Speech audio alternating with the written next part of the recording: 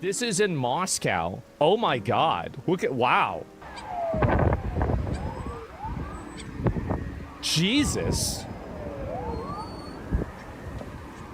Look at all that. Oh my God. They're just bombing the shit out of them. I mean, this is my opinion. I think it's really sad that innocent Russians are going to get killed or have their lives disrupted or ruined by these attacks. But as I said before, I mean, Ukraine was attacked by Russia. They were invaded by Russia. Russia is the aggressor. If anybody else is the aggressor, it is the NATO, collaborative powers and not necessarily Ukraine. So even if you want to blame it on like US imperialism, the one thing you really, I don't think can blame it on is fucking Russia, is Ukraine. So NATO forced Russia. NATO made Russia invade Kiev. Right. Yeah, I'm sure that's really what's helping them. So Russia's attacking Kiev for 4 years straight. They are. They've been attacking Kiev for 4 years. And so really, I mean, I think it's sad to see this happen to, a lot of the Russians that are there, but that's it. NATO 100% forced Russia. No, Russia did not need to invade and bomb and kill people in Kiev. I can guarantee you that Russia would probably be in a better spot right now if they didn't invade Ukraine. If they, it's not even stopping NATO really. Like, it's just making everything worse. It's making Russia look bad. It's killing thousands of their people. It's wasting billions of dollars. Like, they've lost on every front. They've lost internationally. They've lost millions, I don't know about millions, but like billions of their own money. They've had multiple sanctions. They've lost two massive key allies with Venezuela and Iran. On top of that, they're not really even winning in Ukraine. I think that Russia, everybody I think expected Russia to just roll Ukraine over. Like, it was just going to be nothing. And when Russia didn't do that, I feel like there was people were like, damn, wait, really? Like, maybe you guys aren't really what you said you were, right? Like, that was it. And Syria, oh yeah, I forgot all about Syria. Yeah, Assad fell in Syria. This was, I think, a year and a half ago, somewhere around there. And so, yeah, absolutely. I forgot all about that. So you should do more Ukraine updates once a week. Well, I only have so much time, but I maybe I should. I mean, like, I'm a, I've said before, I'm a very big supporter of Ukraine. I don't hate Russia. I'm actually, I think that Russians, religiously at least, like, we have things in common with Russians. Like, Russian Orthodoxy is close to, I think, Roman Catholicism. But, like, at the same time, they do have some like, Putin's an asshole. Putin's a jackass. He's a fucking dickhead. And, like, I don't know why he's doing this. And I think that the leadership in Russia are assholes. And I don't know why they're doing this at all. So Russia's GDP is less than Texas. Well, I don't know. Ukraine isn't our problem. Ukraine isn't our problem. Russia is our problem. And if we can weaken Russia, so, like, think about it like this, right? So you can't think one-dimensionally. You have to think on multiple different vectors. So us helping Ukraine, and not just us, but the EU as well, also helping them, and like other countries also, like Israel helping them, for example. This happening has made Ukraine more resilient, which has caused Russia to send more resources over to Ukraine, which has meant that those resources were not sent to bolster Iran, they were not sent to bolster Venezuela, and they're not going to be sent to bolster Cuba. So really, I think that you're right, that Ukraine isn't our problem, but Ukraine is our advantage. It is our advantage on a multi-step level. Does that make sense to you? That's how I'm looking at it, right? No, I'm not saying that there's no other way to look at it. And I see what your point of view is, but I think that, like, in a longer, bigger picture perspective, I'm a big fan of that. I do. And so anyway, what is this here?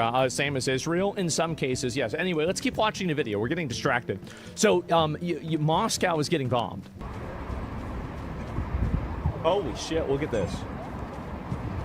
Oh my god. See Elon's tweet? I did not. God damn. You know, the administration can think that far ahead? Well, I don't know about they can. I'm just telling you, that's what I think, right? I mean, I don't know what they think. So a Ukrainian kamikaze drone was intercepted by Russian anti-air. I love how kamikaze has just become like Kleenex or Band-Aid. Like kamikaze, as far as I know, this is like a unique specific word to Japanese language, right? And like now everybody just knows it after Pearl Harbor. Like it's just like, it's become a, you know, like just a normalized word, right? For people only. Yeah, it's very funny for me to see that. Damn. You see this? Was that a sound delay? Yeah, I guess it must have been, right? Holy shit, man.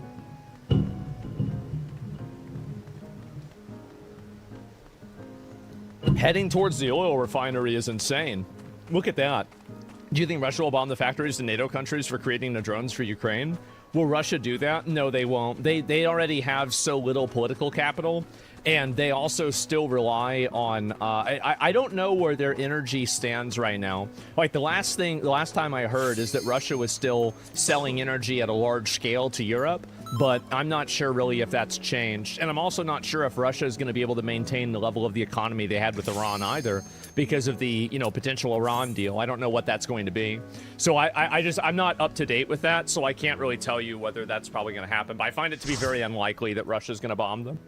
This is Miltank. It's the ace of Johto's third gym leader, Whitney, and considered to be the strongest gym leader Pokemon of all time. It's fast, strong, can flinch with Stomp, cripple with Attract, has recovery with Milk Drink, better bulk than the 8th gym's ace, and access to the strongest move in the entire game. Oh, and at the time your first stagers face it, Miltank will outstat them by a greater margin than your final stagers against a box art legendary. And this isn't a one-off thing. Nearly every third gym leader is cracked out of their mind. After Whitney, there's Watson of Emerald, then Fantina of Platinum, and this trend continues all the way to Scarlet and Violet. But even more broadly than that, nearly every single Pokemon game has a gym difficulty curve that peaks somewhere around Gym 3 to 5. And from a game design perspective, that is a huge problem, because it basically means that the second half of your gym league is just gonna be boring. And when you consider that this is like the most successful franchise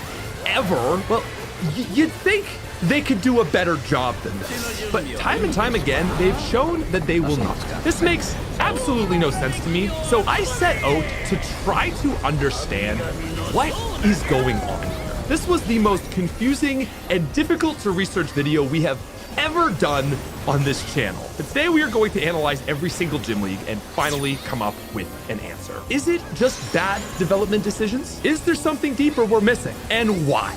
At the core of everything, does it all come back to this stupid pink cow? Gen 1, warning signs. We're not going to spend too much time in Kanto, as Miltank's reign of terror began in the 2nd gen, but it's important to touch base here just to note the origins of this phenomenon. Now, ironically, Frost poem, if I do say so myself. This is the southeast corner of Kanto, and, at least to my assumption, it's the road least traveled for most players, including myself. I've had this episode requested a few times now, and I eventually concluded that it's worth making a tour video on. So what exactly happens on these routes? Why would you choose this long zigzagging path over a cycling road in order to reach the next city? I want to kind of approach this a little differently than the other 2 videos. I'm going to talk about each of the 4 routes as if they were 4 separate mini videos. So I'll see Route 12 to its completion before discussing Route 13. I'll try to have some timestamps down below, but I also won't be repeating myself with similar route encounters. Route 12 will be the longest part for that reason. And if you couldn't predict, this video will be almost entirely a gameplay discussion. These routes in the anime, TCG, and manga are almost non-existent, so prepare yourself for a lot of me talking about Pokemon encounters and trainers. Alright, let's do this. The first route directly south of Lavender Town is Route 12. It is a pretty long path surrounded by water, mostly made up of a maze-like pattern of bridges or walkways. This is also known as Silence Bridge, as a sign on Route 13 states, and is the prime spot for fishing in all of Kanto. Because of this, it has its share of fisherman trainers, 5 in total who hang out throughout the boardwalk, although one of them is in the southern portion. The fisherman class is pretty self-explanatory.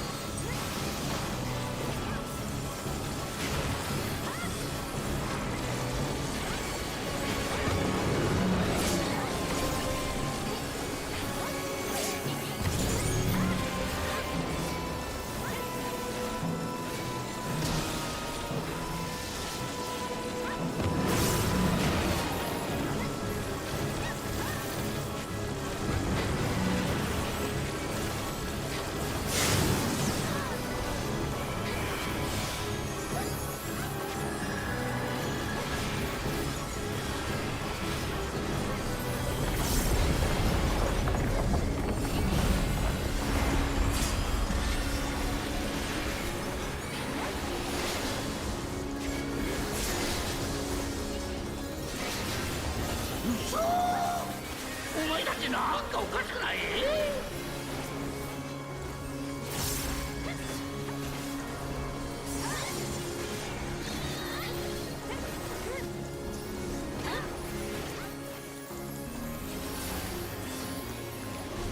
まだ生きてるなんて信じられない。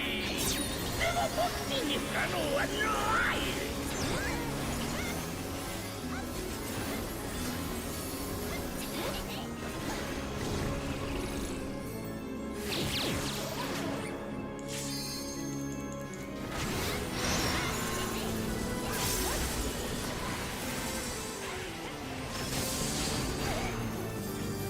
面黒くない。余裕を見せて何を企む？お前たち初めてじゃないな。なるほど。さては。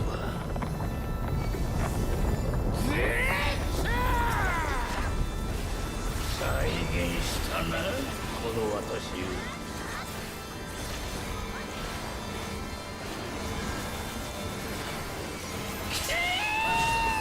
きなものどもめ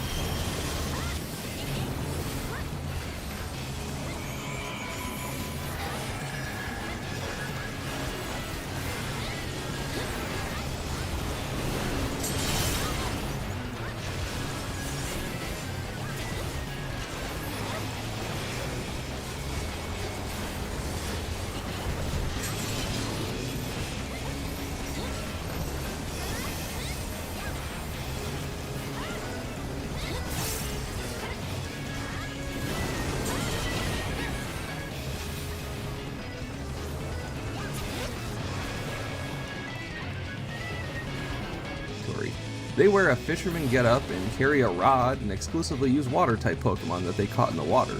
Really not much to it.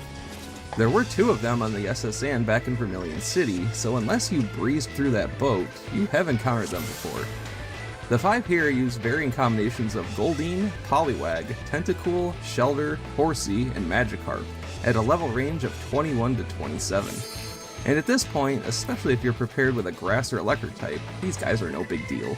One of them is even the self-proclaimed Fishing Fool, so you get to meet a real celebrity here. The one building you can enter in the north part is a lookout tower. Upstairs is a girl who tells you that her Pokemon's ashes are in Pokemon Tower, so she doesn't need this TM anymore and gives it to you. Wow, well, this got depressing pretty quick.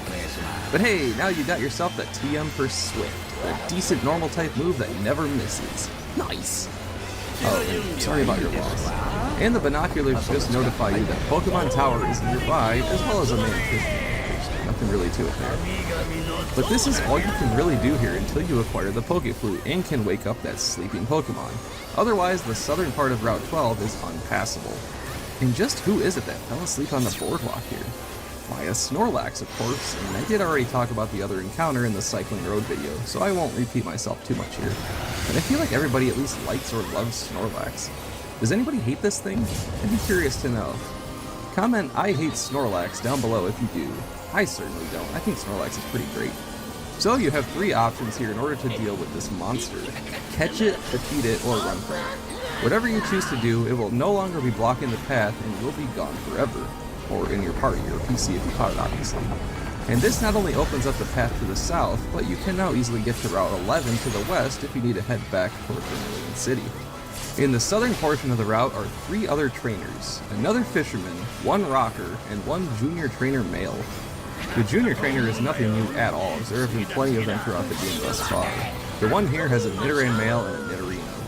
But the other one is a rocker, and there are only 2 of them throughout the entire game, with the other hanging out in the Vermilion Gym. These guys exclusively use electric types, and they are angry looking dudes that hold a whip? A guitar cord? What exactly is this? According to Bulbapedia, they are young men wielding electrical wires, so I guess it's meant to be a guitar cord. The one here just uses a Voltorb and Electrode. But this creeper here is hiding in this little corner surrounded by trees next to an item, and the only way to get to him is to use Cut here. Bro, how long has he even been here if the trees have already overgrown to the point of it being unpassable? Is he trapped? Well, no mention of why he's here. He simply has 2 Magikarp who are obviously easy to defeat and... Wait, what? The tree you just cut down has already grown back? The battle took 1 minute. And how did he get in here anyway? Magikarp certainly cannot learn Cut. Ah well, best to take this iron right in front of him that he apparently doesn't want. As far as the other items go here, you can also grab yourself the TM for Payday once you can surf, and Route 12 is the locale of one of the 3 fishing guru brothers, who resides in the one random home here. The one will hand you the most powerful fishing rod, the Super Rod. So if you're in the market for some stronger water types, you are likely going to want to gank the Super Rod here. And at the southernmost part of the route is a big patch of grass, yet again surrounded by trees, and you need Cut to bypass one of them. And the Pokemon you find here are different depending on your version. The most common encounter in the grass at 40% is Pidgey in both versions, certainly nothing new there. The other Pokemon in both versions though is meant to be your first time encountering one, a Venonat. Venonat is the bug poison type insect Pokemon. It lives in the shadows of tall trees where it eats insects. It is attracted by light at night. So it eats insects, yet it's an insect itself. So does it cannibalize other Venonats? Or generic bugs that could also exist in this world? Who knows, but Venonat is meant to be based on multiple insects grouped into one here.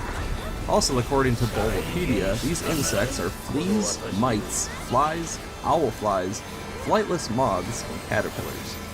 Venonat evolves into Venomoth at level 31, and the ones here are levels 24 or 26.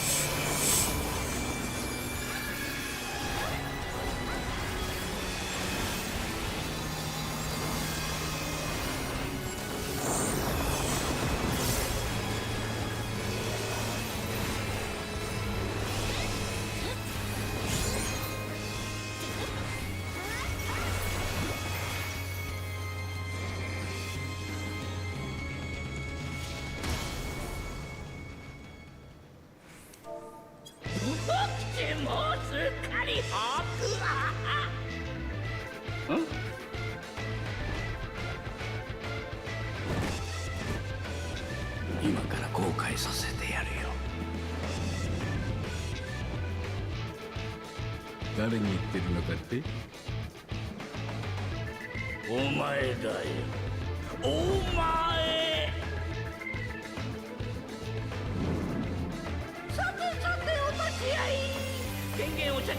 拝借しましてボクシング不可能はない次のおもちゃ探そう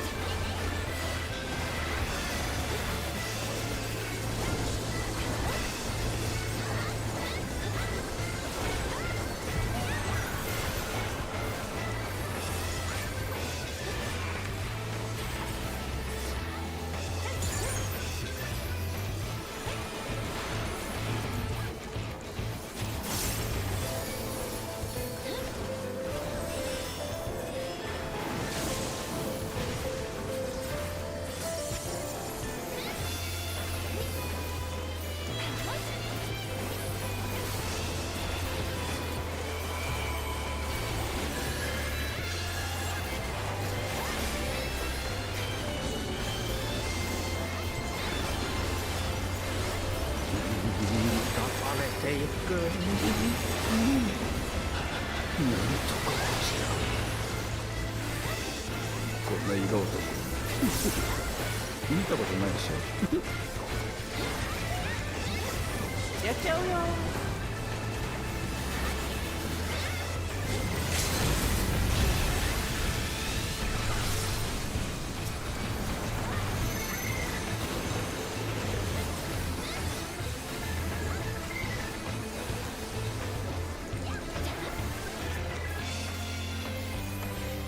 危ないですよ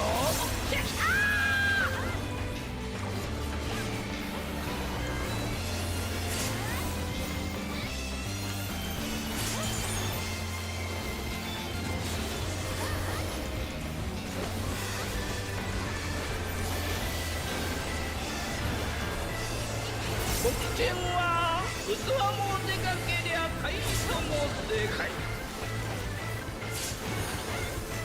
そして体もこの通り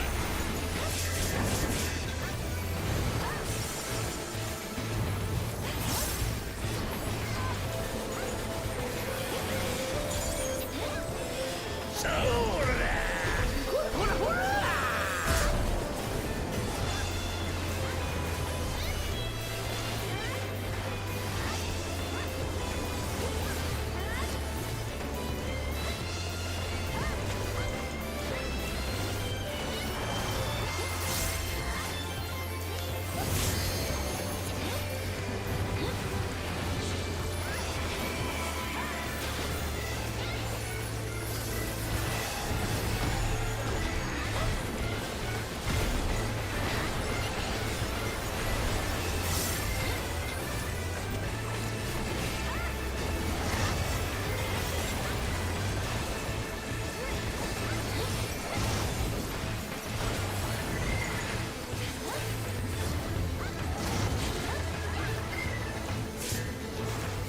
からの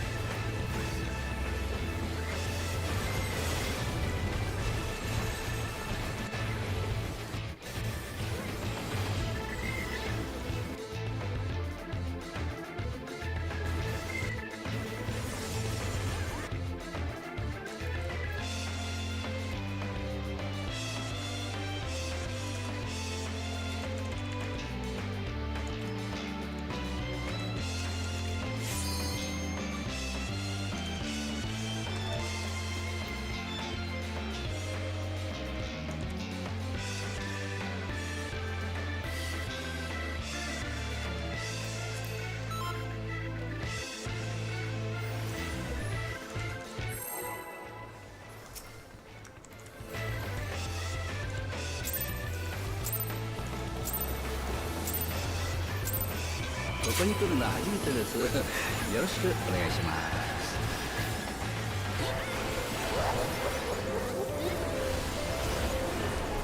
口の準備はいいですか？あ、そうですか。はい。オーラがれきを集まれ。神々の像だじゃ。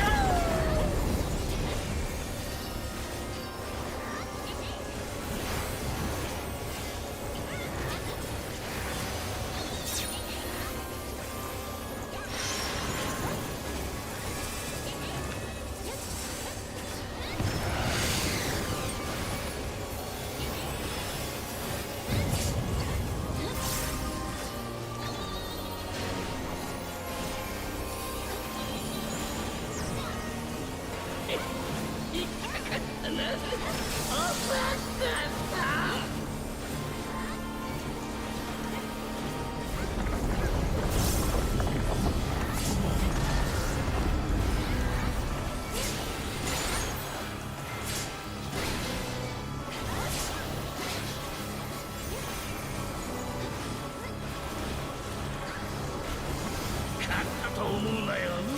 次だ次だ、死ぬまで遊びましょう。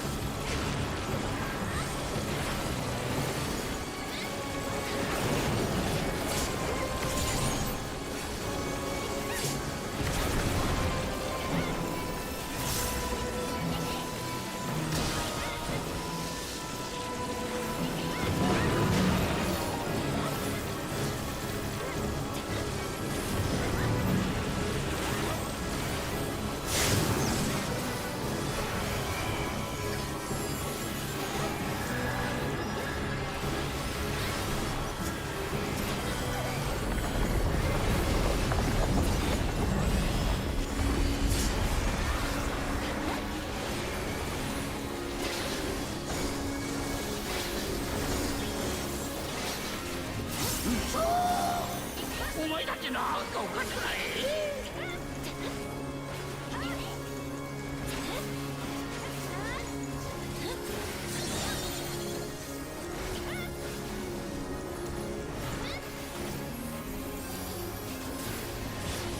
まだ生きてるなんて信じられない。でも僕に不可能はない。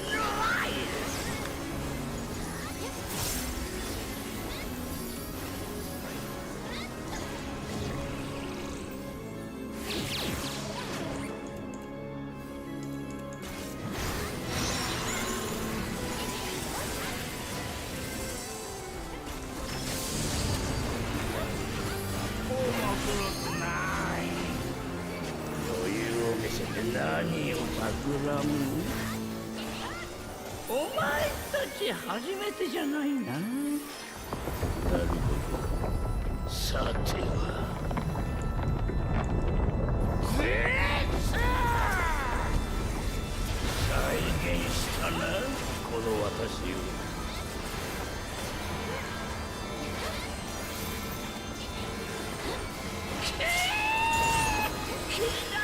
どもめ！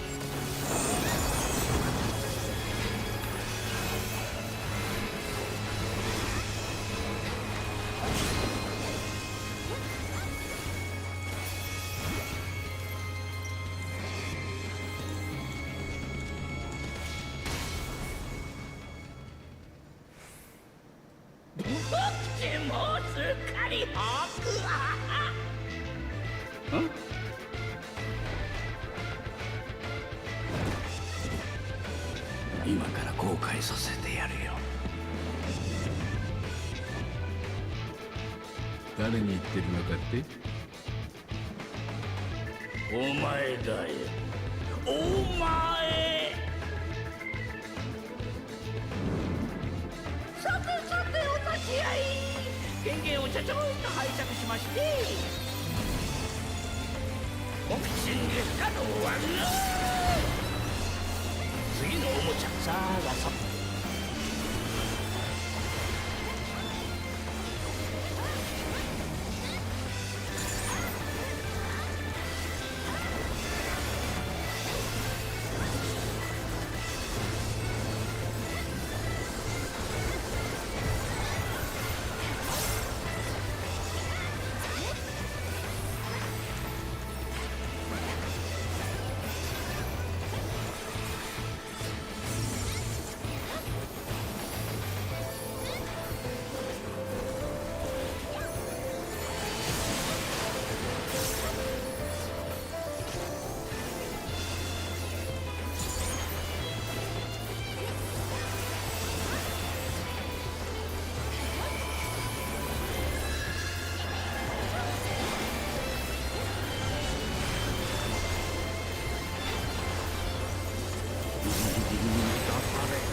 こ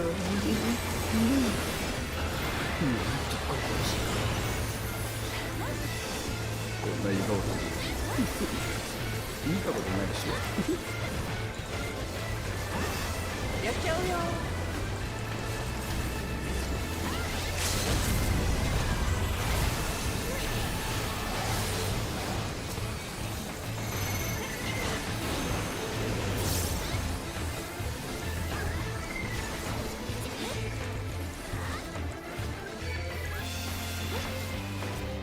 危ないですよ。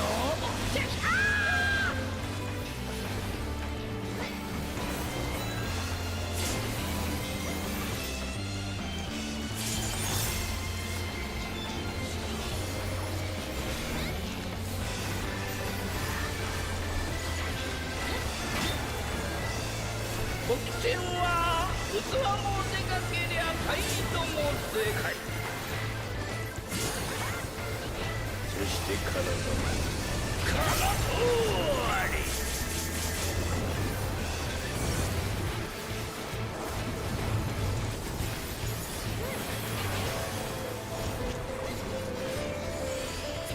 そうだ、ほらほらほら。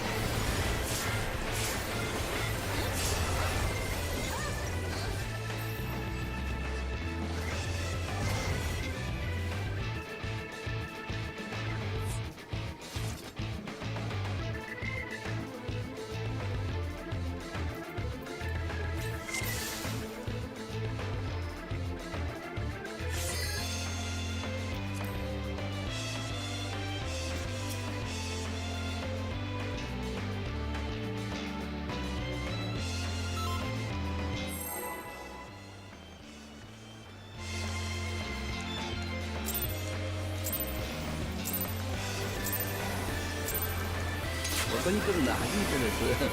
よろしくお願いします。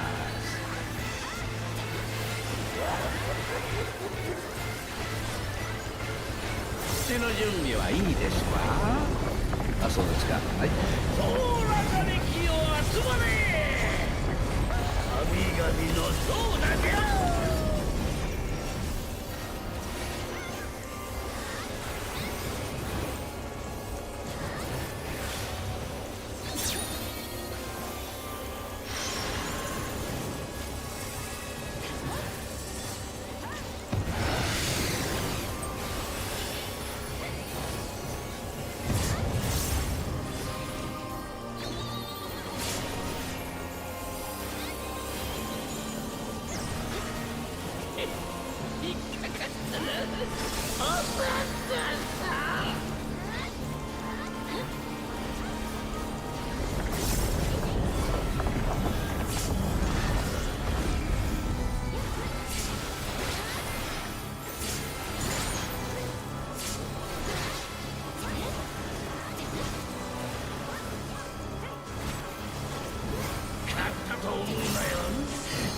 次だ死ぬまで遊びましょう。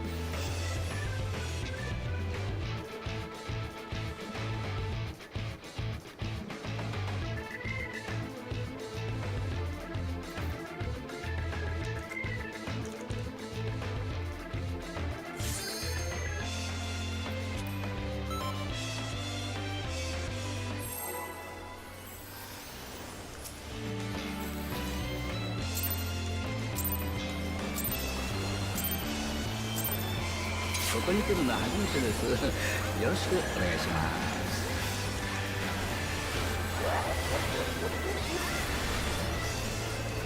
手の準備はいいですか？あ、そうですか。はい。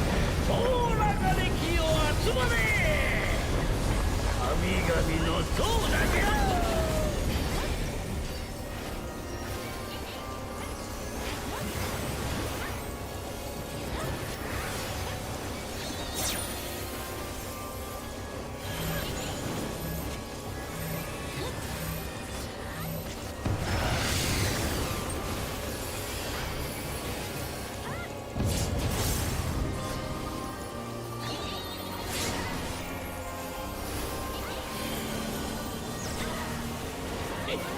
引っかかったな。おばあさん。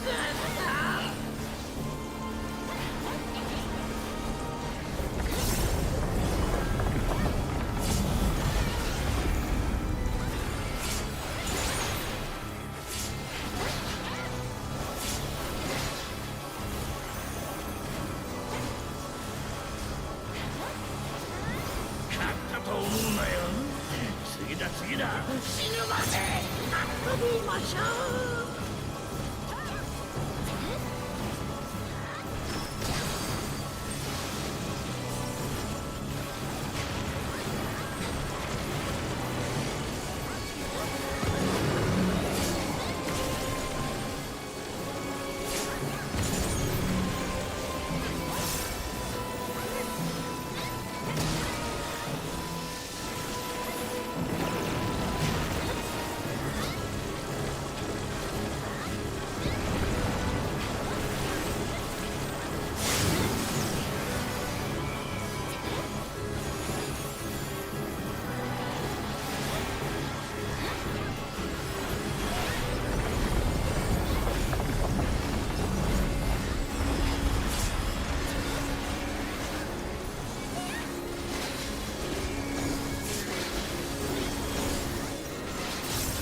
嘘！お前だってなんかおかしくない？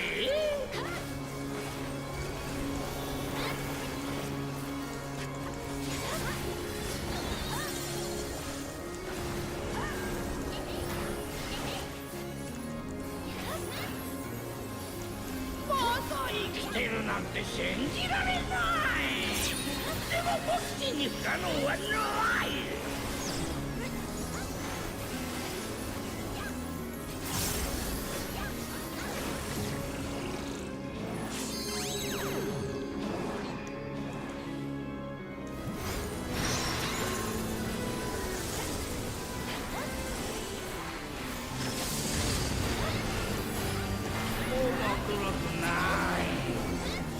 余裕を見せて何を企む？お前たち初めてじゃないな。なるほど。さては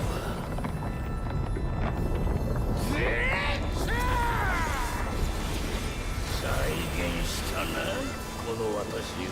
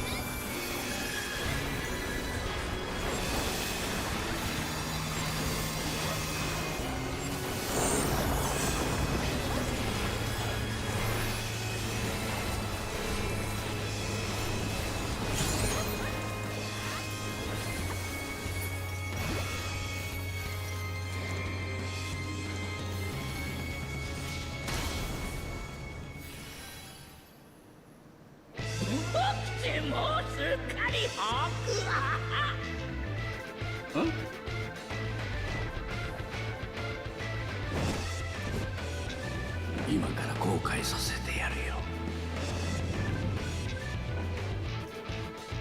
誰に言ってるのかって？お前だよ、お前。さてさてお立ち会い。権限をちゃちゃんと拝借しまして、お口にですかとはの。次のおもちゃ探そう。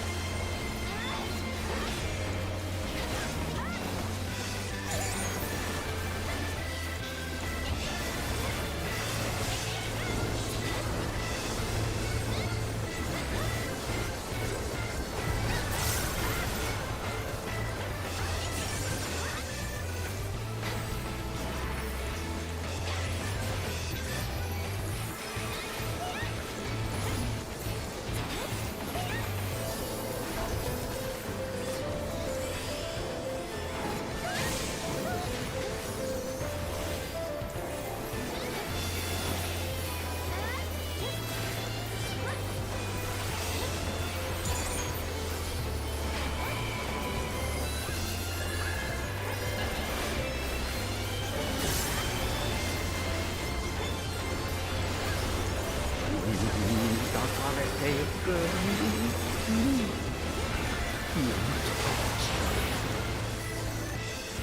んな色見たことないっしょ。やっちゃうよ。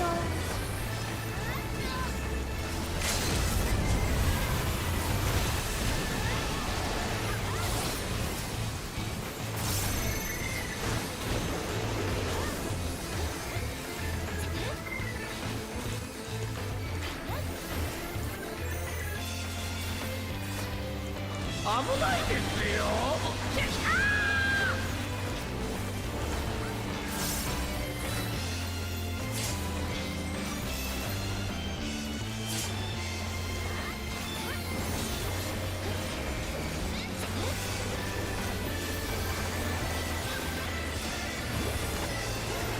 僕ちんは器もでかけりゃ態度も正解。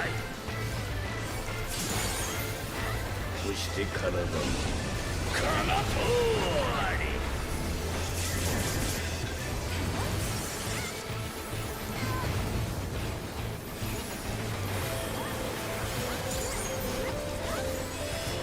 そらほらほらほら。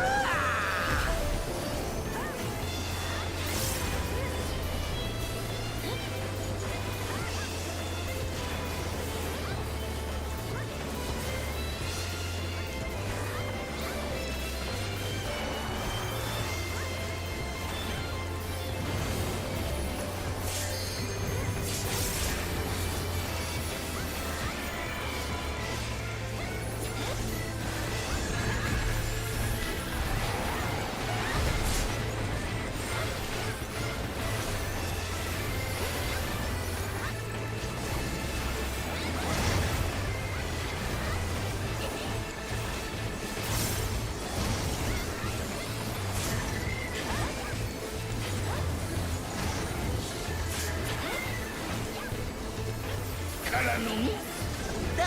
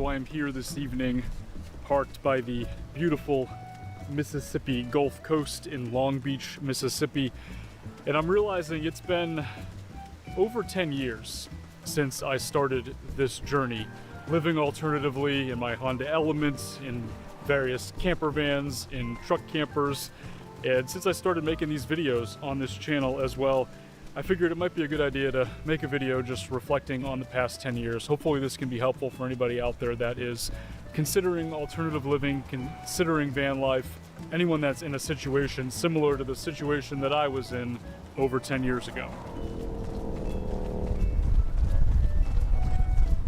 Sykkuno is a streamer who exploded in popularity during the pandemic, going from a few hundred to over 50,000 viewers in less than 1 year. I'm not really good at talking to people. His real-life anime boy persona captured the hearts of young fans, especially young girls. But in April of 2026, serious allegations were made as multiple women claimed to be his victims. This is like so personal. The claims were boosted by commentary channel Muujin in a video that got 2 million views within 6 days of posting, wherein Sykkuno was labeled a danger to women. There was a master manipulator, a serial cheater, and a predator. However, from the beginning, there was always something fishy about the story, and once Sykkuno responded, the audience turned on the alleged victims. Muujin was forced to apologize, and Sykkuno was eventually able to return to streaming. This is the story of how the allegations were botched, why it became such a viral meme, and how he got away with it.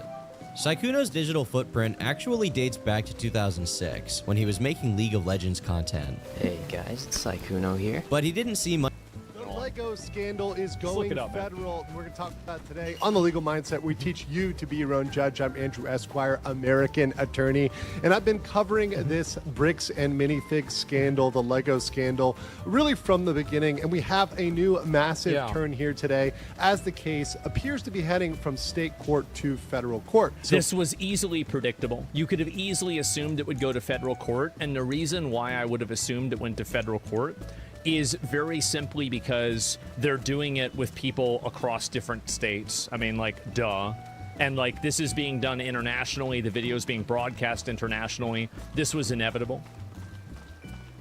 First of all, some background here. On June 26, Ben, that is Reckless Ben, and Victor Wynn filed a notice of removal in the U.S. District Court for Utah. That is the federal court. So essentially, that is the one that covers all of Utah. There's one district in Utah, so there's not like, it's not like Florida where there's several districts, like a north or the south district. There's just one for Utah. Cops should so be they prosecuted. filed it Absolutely. in that district and said, hey, True. we want to remove this to federal court. Now, BAM Bricks and Minifigs has 30 days to fight this motion. And while this is going on, there are also ongoing mediations. So the mediation is ongoing, that discussion is ongoing, and that has been ongoing since the state court RICO case was filed by Bricks and Minifigs Corporate against Reckless Ben. So they're allowed to keep talking. They're allowed to keep going through the motions of trying to settle this outside of court, and that's very, very important. But what's also important is this message. Recently, a jury ordered Meta and YouTube to pay millions for their role in designing and promoting addictive platforms. They knew their apps could control. I don't see how you can sue Meta for making an addictive, how can you even win it? I'm surprised that you even won this lawsuit. Contribute to anxiety, depression, and body image issues, but did not share those risks while prioritizing profits. The recent historic verdict underscores the consequences of those decisions. If you or your child spent years growing up on social media and experienced serious mental health struggles, you should hear this. Morgan & Morgan is stepping up to hold these platforms accountable for the harm they cause. You can use the link in my description or I'm just scan the surprised. QR code to take a short quiz Very surprised. to see if you qualify But it for worked. a case. Hey, you may be it's entitled big to money. a potential It's a lot of recovery money. of over $1,000. All right, so let's get into this federal removal. So this just came down. Obviously, you see the lawyers for Ben Schneider, his company, and Victor Wynn have filed a notice of removal in the district court, saying here, generally this freezes all proceedings until the federal judge decides whether they will take jurisdiction or remand the case. So this is accurate. So essentially, they're going to need to decide what to do now with this removal. So now that they're saying, hey, we want to remove this to federal court, the judge now has to say, okay, is this permissible? Is this not permissible? Yeah, sure. Are we going to allow that? So what are some of the facts that lead us to this being something they can do? Well, if you look over here, Victor Wynn is a resident of California. Brian Mansell, who agreed to this and consented. That's the reason why it's going to federal right there. This, which is very, very important here, is a resident of Oregon.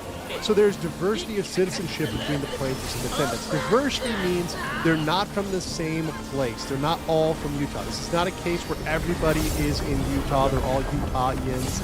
Sorry, people from Utah. I probably said that wrong. But you see, that's the primary reason, and that's a very good reason to remove this to federal court. And there are several advantages that do come along with that. We'll read some other reasoning here. Plaintiff Baker Bricks, LLC, alleges in the complaint that it is a Utah corporation. A corporation shall be deemed to be a citizen of every state and foreign state by which it has been incorporated, and the state or foreign state which has principal place of business. Baker Bricks, LLC's principal place is Utah, and its certification of organization is filed in Utah. Plaintiffs allege that the verified complaint that Baker is a Utah limited liability company. Taking this as true, which we will assume that's true. I don't think they're going to fight that they're a Utah company. They the actual obviously plaintiff entity in this lawsuit is Baker, the Utah LLC, not the now dissolved Oregon entity whose trade name Baker is using. Salem Baker Bricks itself was administratively dissolved on January 15th This before is this just like lawsuit was bullshit. filed.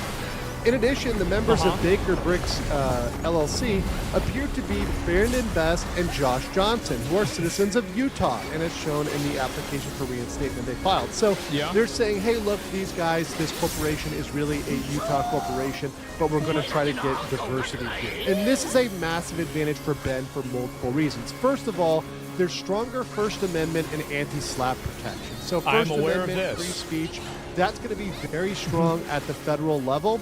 And all those anti-SLAPP motions, that's a SLAPP motion, is a strategic lawsuit against public participation. So anti-SLAPP is essentially protecting free speech, saying, hey, you can't... A lot of people file lawsuits in order to chill speech to make sure that nobody else is able to discuss a topic that they don't want to have go out into the public. So there's a lot of different protocols that exist in order to effectively kill that before it even goes to the courts at all. Try to silence Ben with a lawsuit. A lot of that, it's very, very common. Strategic lawsuit. It's extremely silence common. Ben. So Utah's anti-SLAPP laws will apply in federal court, and there'll also be very strong First Amendment protections there. There also will be a better shot at dismissing or weakening RICO cases. Now, federal judges are very familiar with RICO. They are well versed in their RICO claims. So going into federal court with judges that know RICO might give them a better shot of dismissing it, particularly as they argue, Ben argues, this is really a cobbled together case based on, It's bullshit. I mean, a RICO case is for like a fucking gang. It's for a cartel. It's not for a guy making a YouTube channel that made a video trying to get people to give Legos back. I mean, it's such a complete misunderstanding intentionally that I don't even know how you can do it. Really, it's crazy. Facts based on things that aren't true. So weakening and dismissing the RICO claims might be something that would be more advantageous at the federal level. Also, it's perceived as a neutral forum. So federal courts are often perceived as more fair because of their procedures, because of the judges. It's not... And I think this is another thing, because like if the Mormon Mafia thing is true at all, which like I don't even really know if it is, but theoretically if it was true, that means it would probably be the strongest in Utah because there are the most Mormons in Utah. So logically, if you had it in federal court, you're effectively diluting that advantage.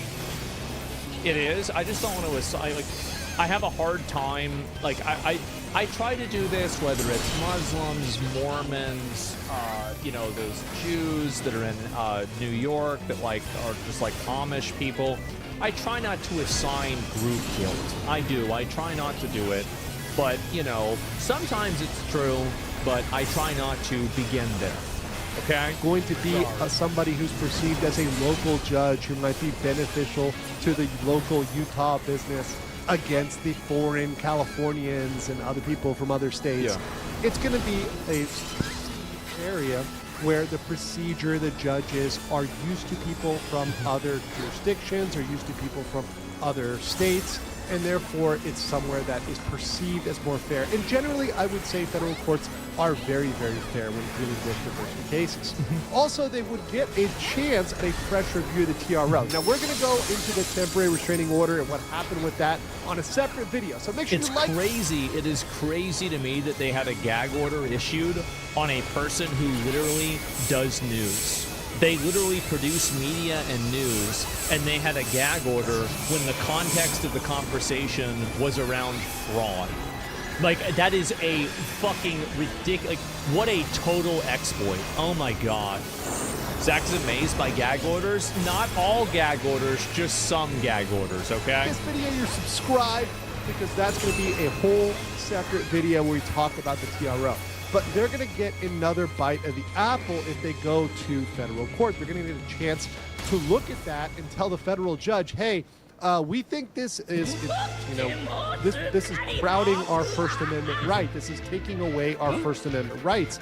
And a federal judge might be willing to say, you know what, even though this was a win for Ben, because I do think Ben is still winning when it comes to TRO, I think he would be able to win harder in federal court. Yes. Also, in terms of strategic leverage and settlement and procedure, all of that is going to be more fair, and also the leverage, the visibility, the power that Ben has, that's going to be increased by moving to federal court versus state court. So Ben is going to be in a better situation in that mediation, in the negotiations with Bricks and Minifigs, in order to come to a reasonable settlement with him. So let's go to my judgment. So in judgment,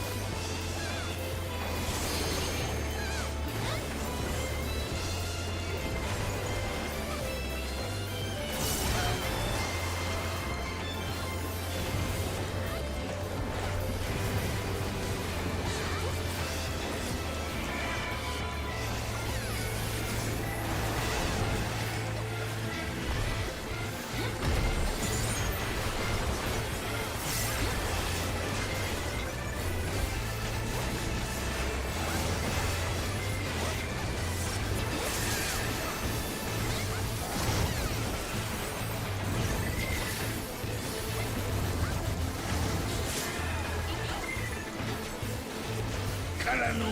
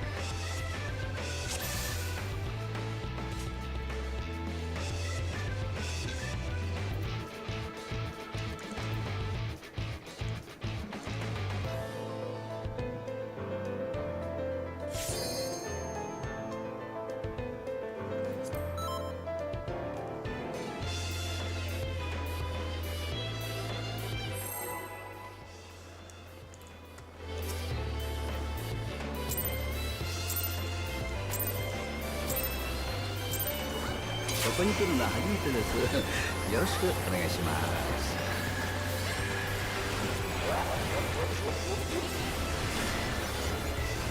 口の準備はいいですか？あ、そうですか。はい。総ながれ気を集まれ神々のソーダじゃ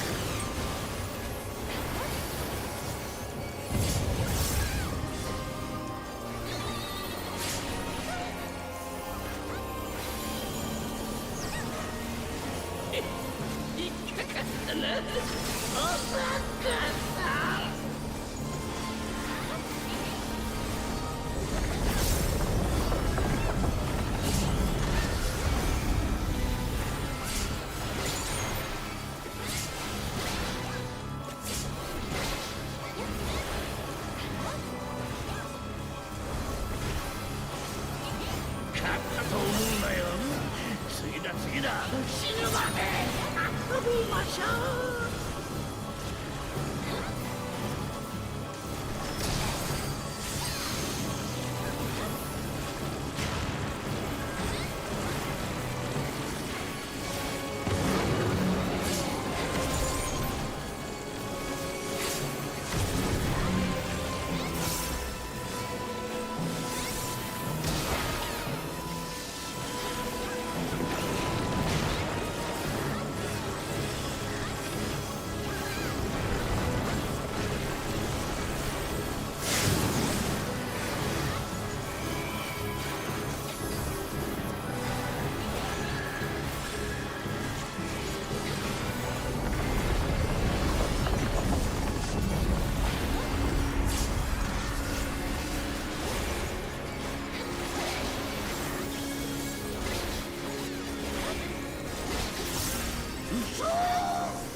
お前だってなんかおかしくない？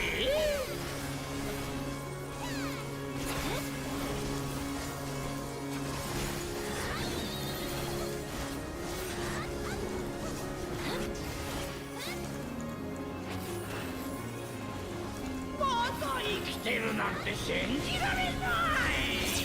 でも僕に不可能はない。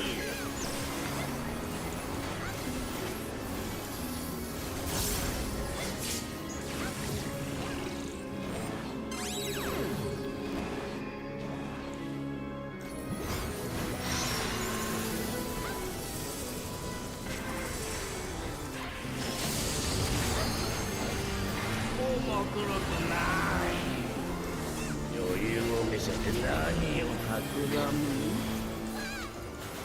お前たち初めてじゃないんだね。なるほど。さては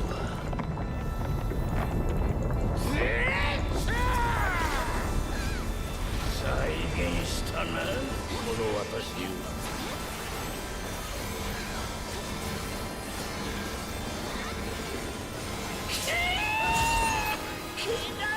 どもめ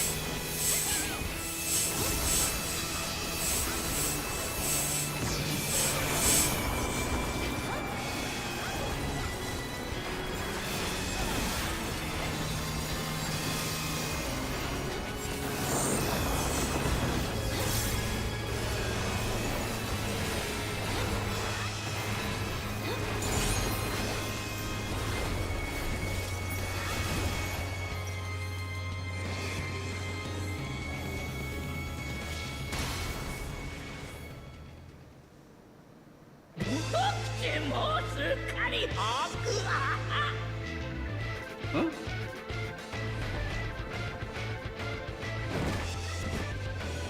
今から後悔させてやるよ。誰に言ってるのかって？お前だよ、お前。さてさてお立ち会い。権限をちゃちゃんと拝借しまして、ボクシング太郎は次のおもちゃ探そう。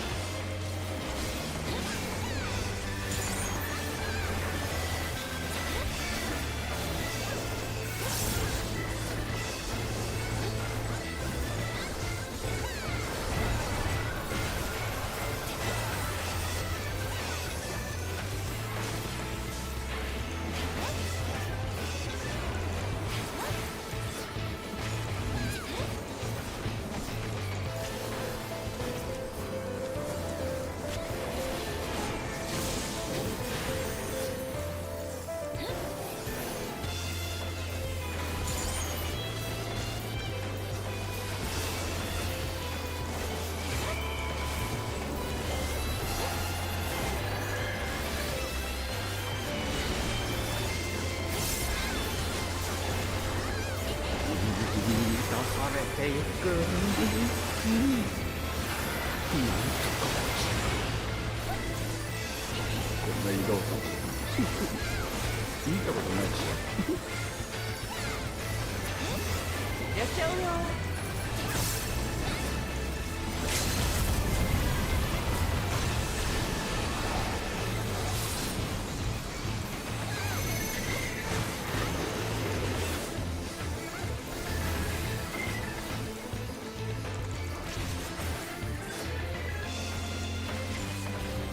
危ないですよ。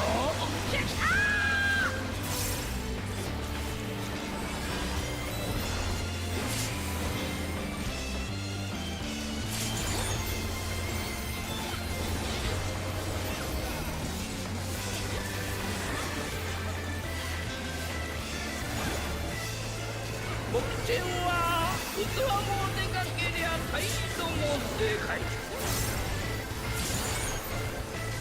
そして体も体とあり。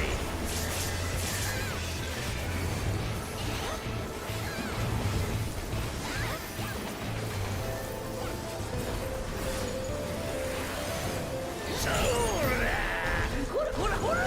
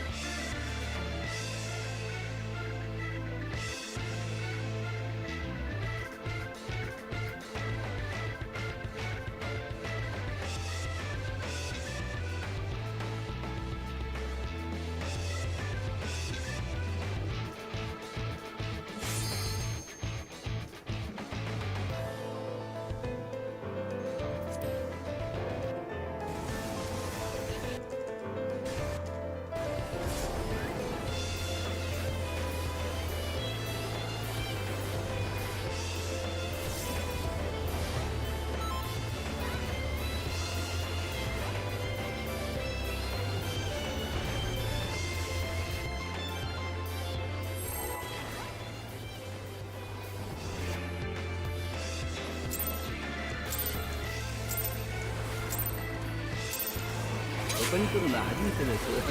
よろしくお願いします。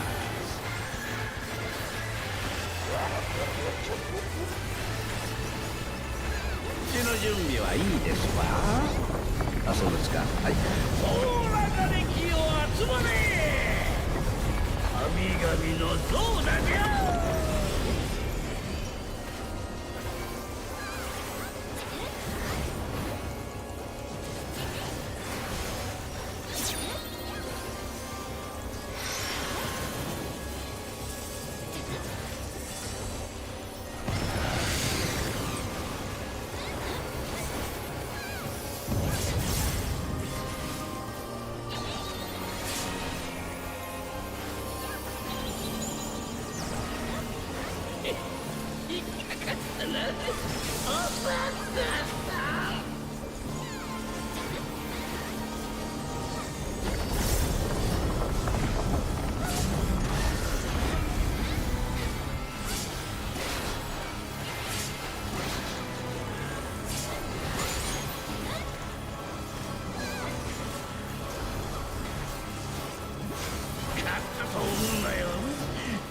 次だ死ぬまで遊びましょう。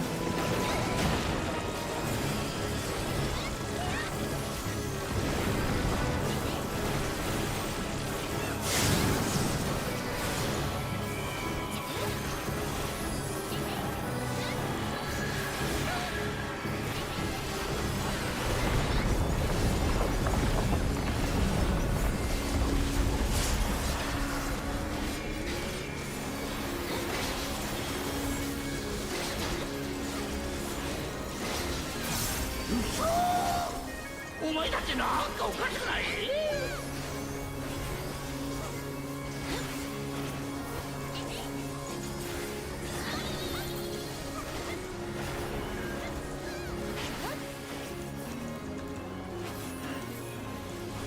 まだ生きてるなんて信じられない。でも僕に不可能はない。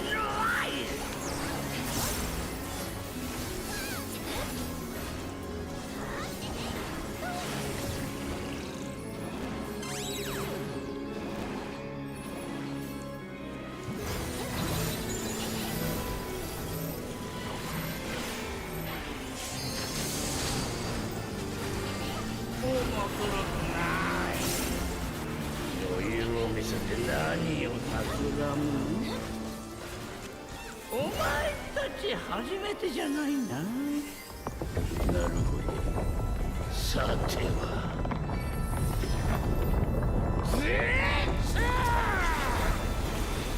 再現したな、この私を。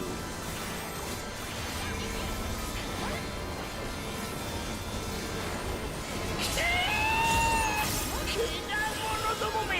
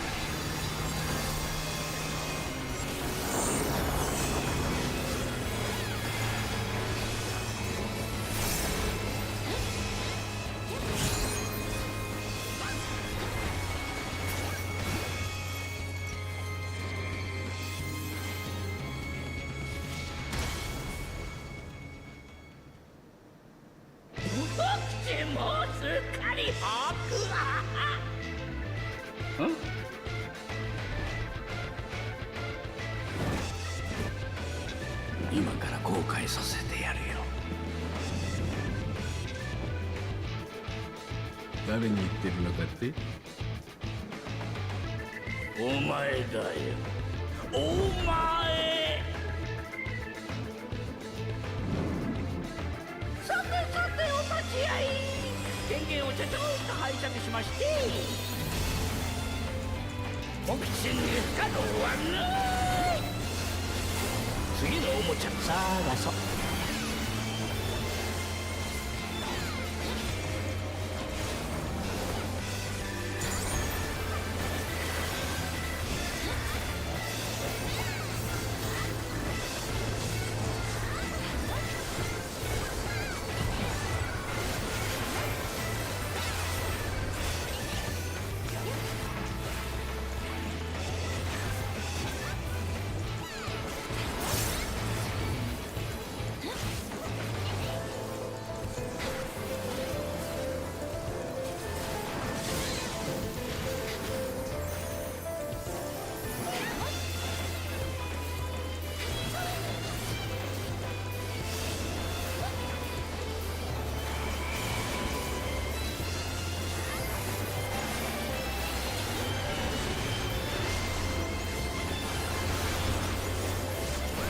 出されていく。こっ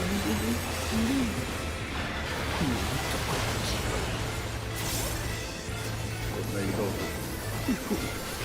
見たことないし。やっちゃうよ。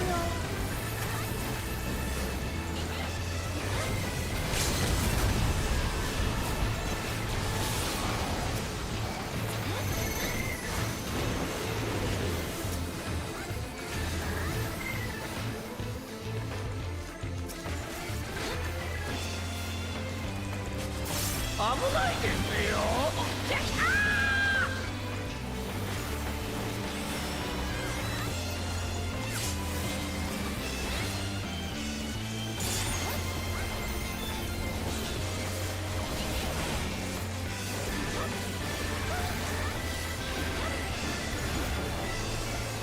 僕ちんは器も出かけりゃ態度もでかい。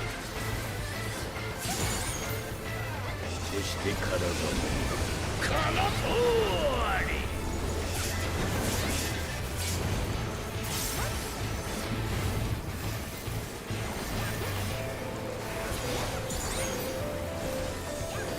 そらほらほら。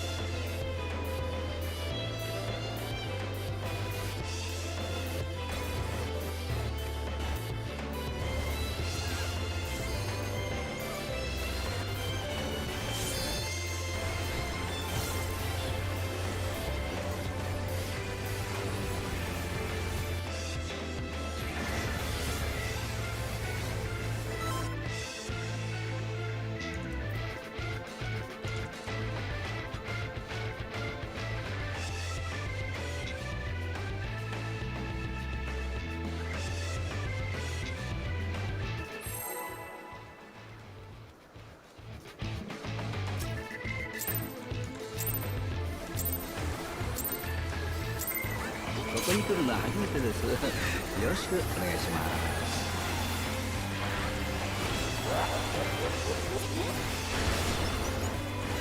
口の準備はいいですわ。あ、そうですか。はい。その中で気を集まれ。神々の像だじゃ。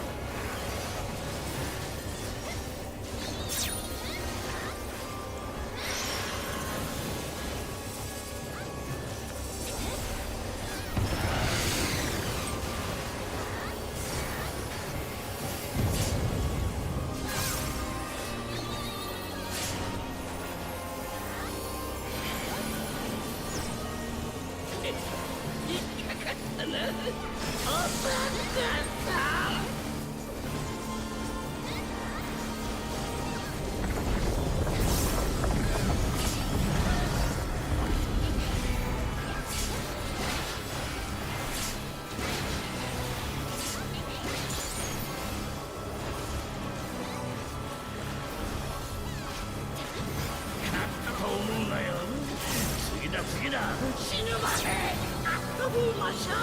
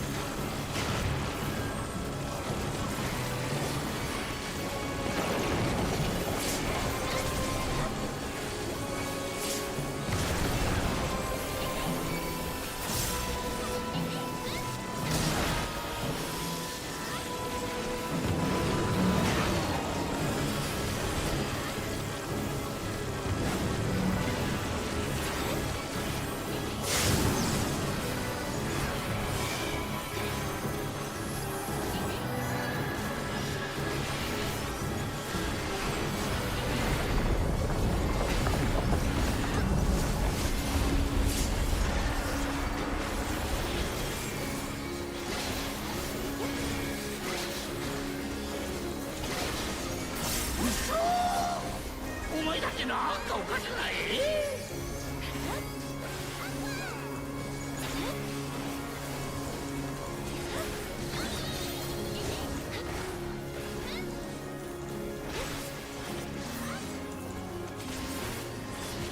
まだ生きてるなんて信じられない。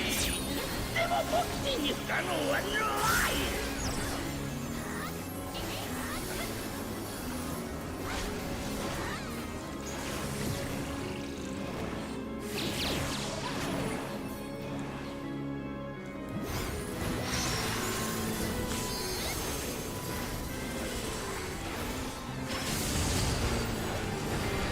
もう来るとない。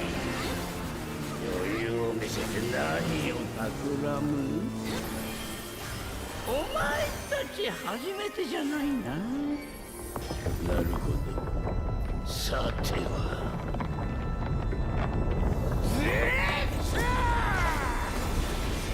再現したな、この私を。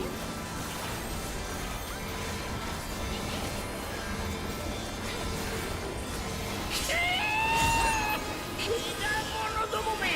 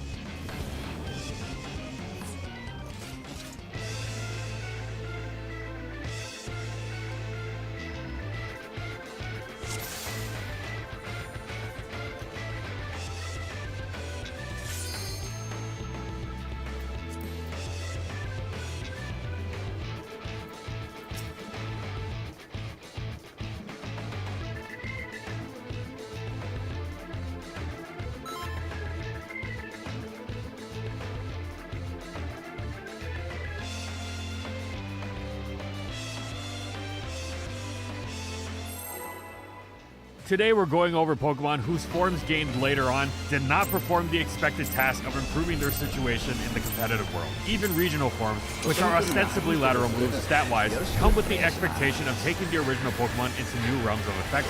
But not everything can be Galarian or Manatee. There are also the cases of Mega Evolutions, which are straight up supposed to be improvements, and yet those can fail as well. In fact, we're starting off with one with Mega Meowstic. Pokemon Champions has unleashed a Mega Meowstic that is much less than the potential it had when it was first unveiled in Legends Z8. There, in addition to its superb new special attack and speed, it received a bevy of utility moves, most notably including Stealth Rock, Spikes, and Toxic Spikes. With this in mind, surely Game Freak were going for a complete reinvention, and this would mean it get an excellent ability as well, right? Well, maybe they were, but someone must have changed their minds at the last minute, because now that Champions is out, Meowstic no longer has the 3 hazards, and its ability has been revealed to be Trace, which not only doesn't carry the kind of impact Mega Meowstic needs, at least not consistently, but completely and unmistakably cements it as a much, much worse Mega Alakazam, which has the same ability. Mega Meowstic is weaker, slower, and doesn't even have the coverage of Focus Blast, poor as its accuracy may be.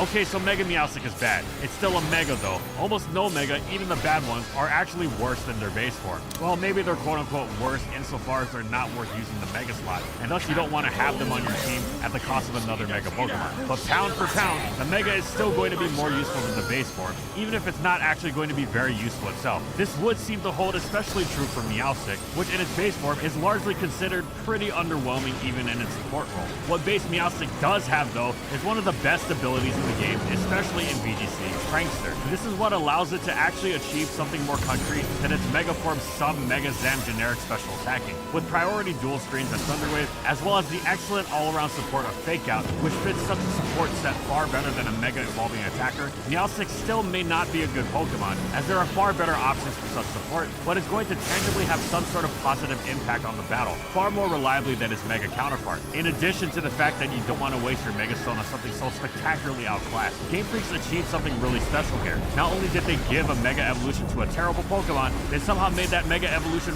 worse than its base form, which, well, really boggles the mind, as you would much rather have the Prankster double support of base Meowstic and a better Mega than Mega Meowstic and a better supporter. Now, for a Pokemon whose competing forms aren't in a tragic race to the bottom, we have Galarian Moltres in single. The generation between 4 and 7 were rough for Moltres, what with its tremendous fear of Stealth Rock. It had so much potential that some players tried to reach, most notably, its niche on Gen 5 Rain teams, of all things, thanks to the power of its Stab Hurricane and the reliability of Rain Dish Tentacle's Rapid Spin. But ultimately, it just wasn't worth the effort. Supporting Pokemon that had a standard Stealth Rock weakness was difficult enough. If you were going to go with a quad weakness, it could have the game-ending potential of Volcarona, or be an unstoppable KO machine like Mega Charizard Y. Even Talonflame eventually fell off for not being able to do enough relative to its rock weakness. So despite Moltres' potential, as it was an amazing answer to most Infernape sets in Gen 4, for example, it mostly focused on tearing up the lower tiers, which it did indeed do, but Moltres seemed like exactly the kind of Pokemon that needed a new form, one less mortally terrified of the Stinky Pebbles,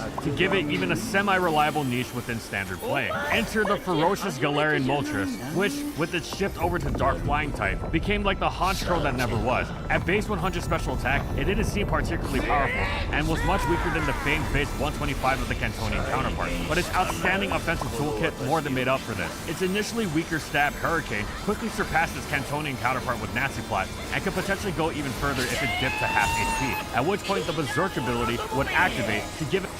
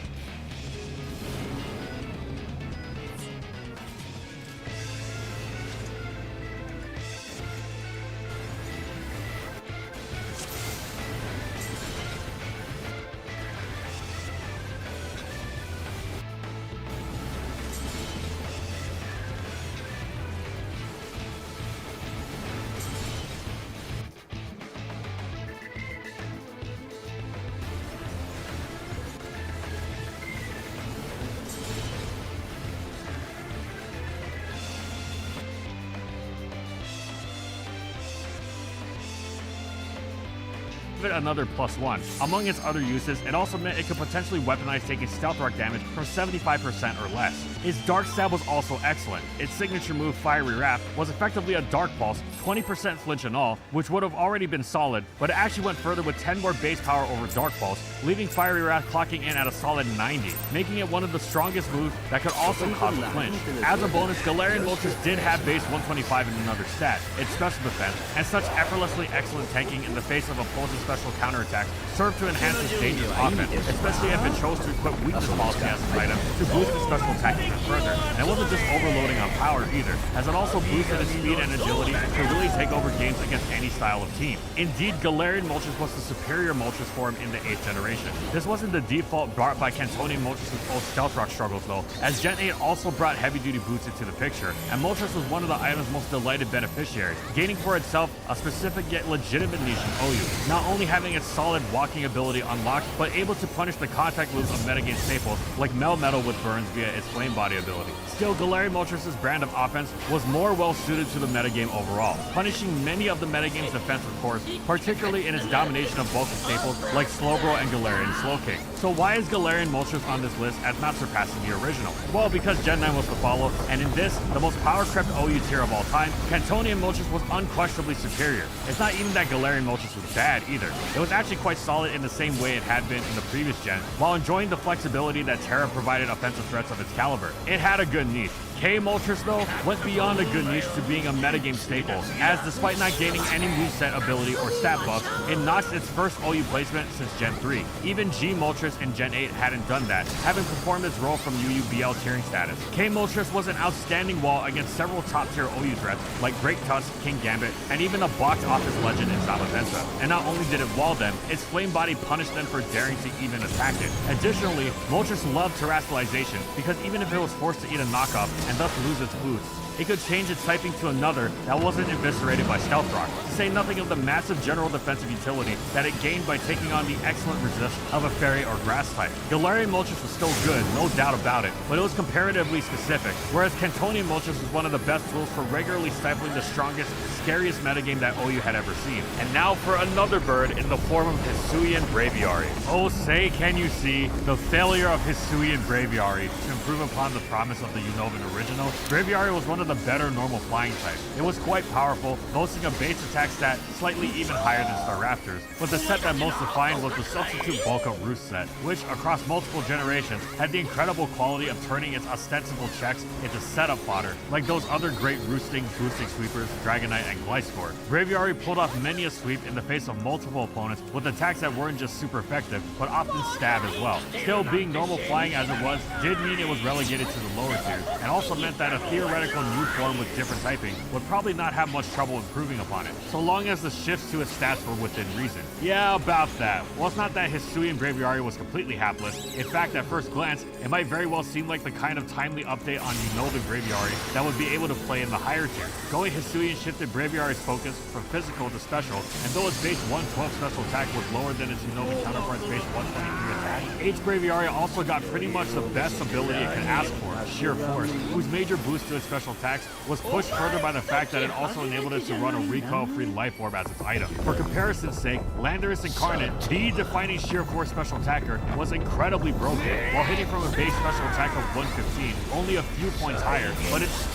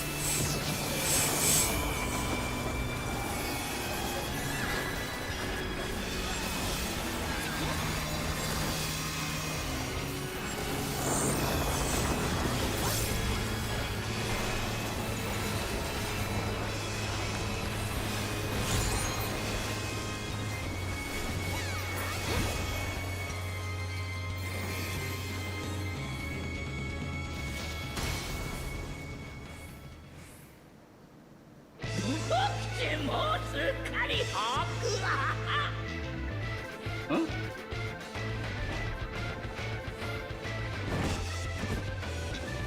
から後悔させてやるよ。誰に言ってるのかって？お前だよ。お前。さてさてお立ち会い。電源をちょちょっと拝借しまして。ボクシング不可能はノー。次のおもちゃ探そう。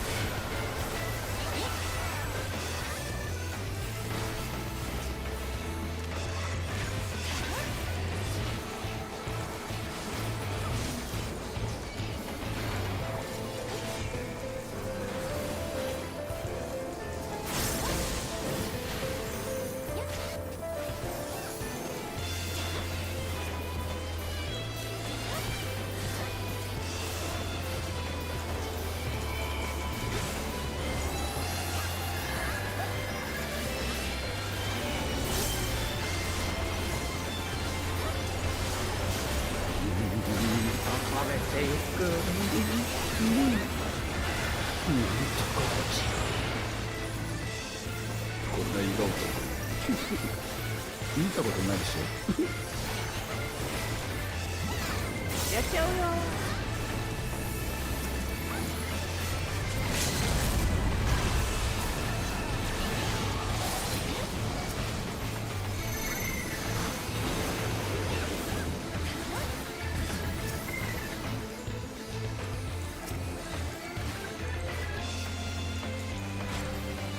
危ないですよ。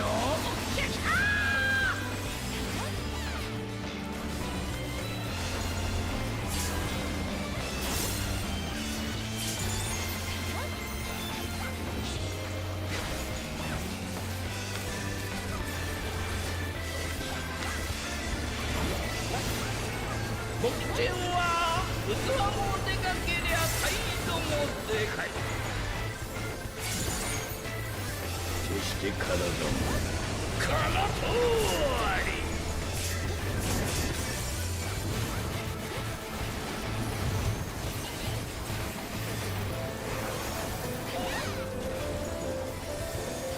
そらほらほらほら。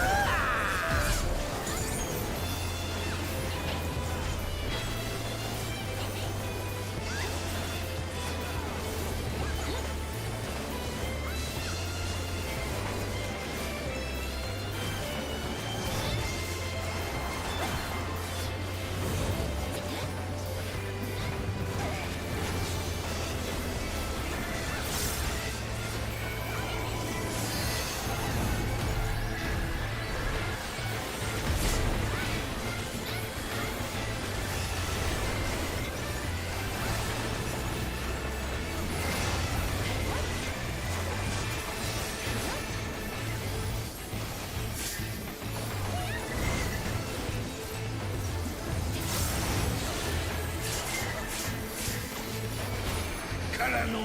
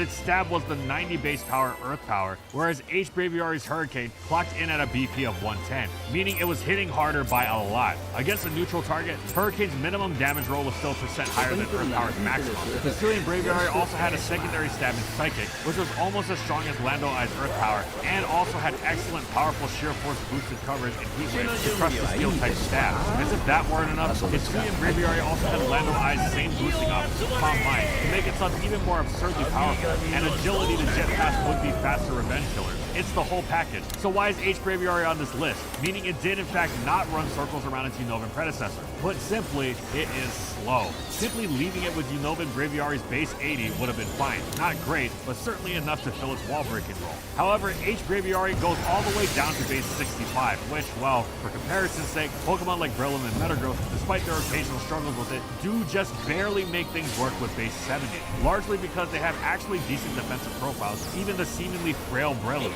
H. Braviary is even slower, and its typing is rife with easily exploited weaknesses. Another wall breaker like Crota may be even slower, but is not weak to Stealth Rock and has powerful priority. Put simply, H. Braviary gets the worst of all its flaws without the tools necessary to compensate for them, and its stat distribution is to blame because not only was it made slower, it also had far too much poured into its base attack that it doesn't use at all, rather than really bulking it out, which would have helped some. Unova Braviary has a useless base special attack stat, yet in the most min-maxing generation of them all, H. Braviary somehow doesn't get the same treatment. As a result, Unova Braviary utilizes its higher speed and even its more useful typing, as being ghost immune instead of weak is far more preferable, while still being able to dish strong hits out itself, and thus is the better of the two. Still, worse though it might have been, at least it wasn't as cursed as Galarian Corsola and Cursola. Don't get me wrong, Corsola is well deserving of its status as one of the worst Pokemon in the game. It's all three of slow, weak, and frail, and with typing that really does it no favors, meaning it really does just about do nothing. But that's exactly what's so astonishing about its Galarian counterpart. You would think there'd be nowhere to go but up for them, yet they somehow managed the miraculous task of being even worse, which is especially egregious considering Corsola doesn't just get a Hisuian form, but that form also gets an evolution. How is this possible? Well, of course, Galarian Corsola is bad, and it's basically just Corsola but with Mono Ghost typing. But A, that should be better than Water Rock, a terrible type combination famous for plaguing Pokemon like Amistar that have good defensive stats, which are consistently undermined by how ridiculously easy it is to hit them super effectively. A bulky water that can't take hits, in other words. And B, Galarian Corsola, by virtue of having an evolution, could significantly bolster its bulk with Eviolite. Its move pool even had the incredible utility of Will-O-Wisp, and while it lacked reliable recovery, it did have Strength Sap, which replenished its health while further weakening the opponent's attack. Then there was Cursola, which had no physical bulk, but packed Titanic special defense and absolutely monster special attack, the latter of which was poised to cause some serious destruction as a ghost type in the generation where Pursuit was removed, and it can't be overstated just how incredibly strong it is. Cursola was as strong as Spectrier, who was resoundingly banned for destroying everything with Shadow Ball, while Cursola has some actually useful special attacks supporting its own, like Hydro Pump, Ice Beam, Earth Power, and Giga Drain. There's a lot to like. Yes, Cursola is still an absolutely terrible Pokemon, because it's Snorlax and Slow Twin level slow, and it's absurdly frail physically, while its awful HP undercuts its special defense as well. But surely spamming Spec, Shadow Ball, and Ghost offense to the generation is going to be more of an accomplishment than any of Jotoni and Cursola's non-walling. Just like Galarian Corsola, while itself the epitome of a slow, passive wall, still seemed like it'd be more impactful than anything Corsola could do. To this, Corsola would say, nice argument. Unfortunately, I am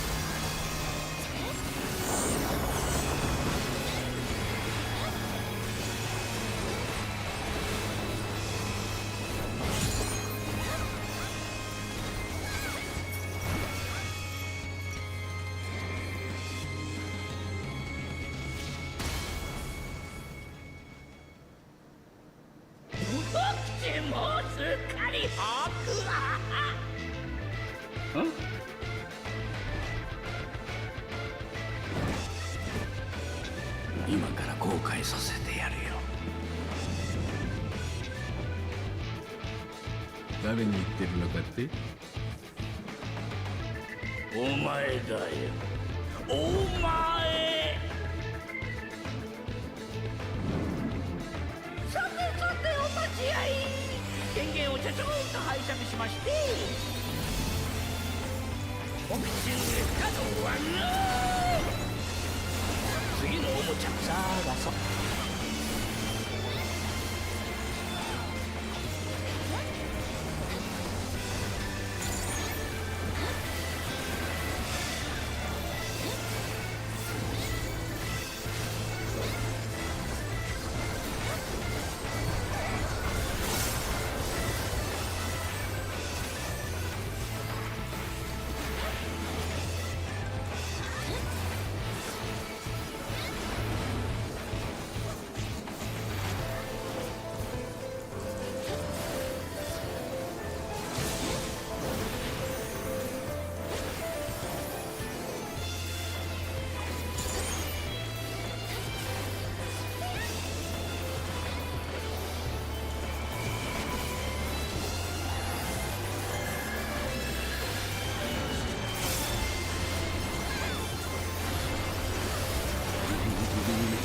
れていく。なんとかこんな色見たことないでしょ。やっちゃうよ。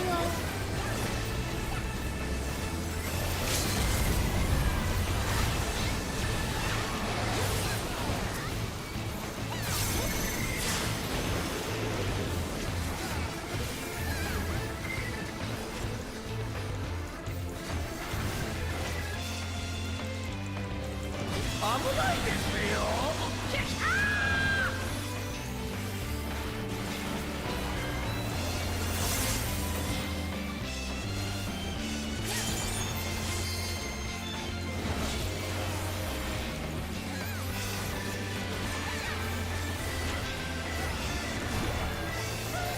僕ちんは器もでかけりゃ態度もでかい。そして体もこの通り。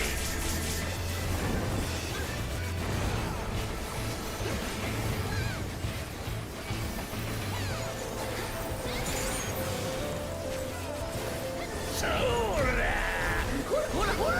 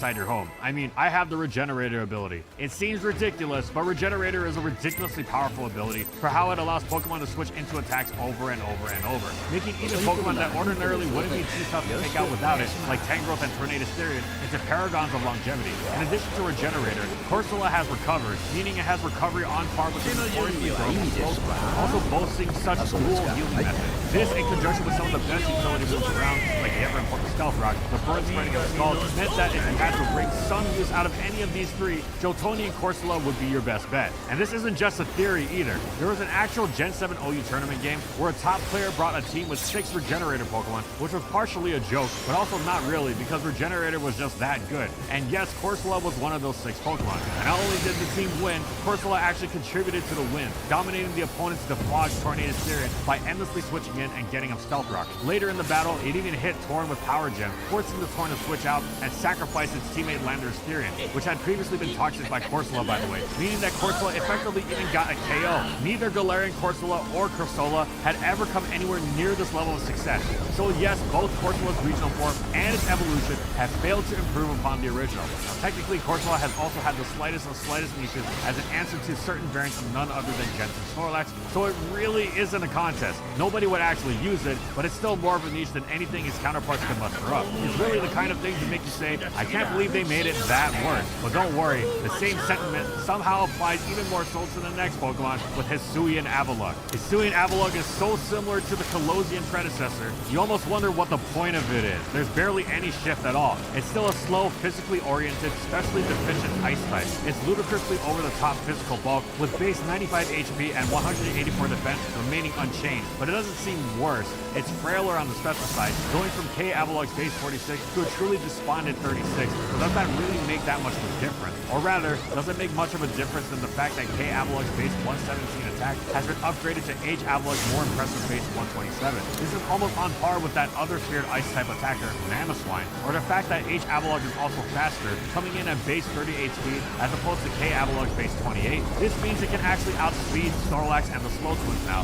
and it's even gained the Strong Jaw ability, making its biting attacks even stronger. The answer is yes, the lower special defense actually does make a difference. K Avalugg may have been absurdly niche, but it did have just enough special tanking ability to, with investment, shrug off hidden power fires from Kyurem Black and Gen 7 OU, allowing it to counter an otherwise nigh uncounterable Pokemon. H Avalugg can't hack anything of the sort. As for its impressive attack stat, which is its signature move, Mountain Gale, that's all very nice and good, but it's still far, far away from anything resembling and even passing a speed stat. The extra power of Strong Jaw is completely pointless, since H Avalugg doesn't have any reason to run fighting moves, as Mountain Gale is stronger than even a boosted Ice Fang, and it has better things to do than non-stab Crunch. That said, none of this actually suggests that it's outright worse than K Avalugg, just that it's not all that better, and it could probably go either way. But H Avalugg is in fact the worst of the two, and spectacularly, horribly so, because of its typing. K Avalugg may be cursed with being a slow defensive Pokemon with Mono Ice typing, which is the worst in the game, lacking in resist and red limit weaknesses, but somehow H Avalugg upped the ante. Remember how Corsola was an example of rock dragging an otherwise elite defensive type in water so far down that the type combination became outright terrible? Well, what if you did the same thing, but with the worst type in the game? That's right, Ice Rock is almost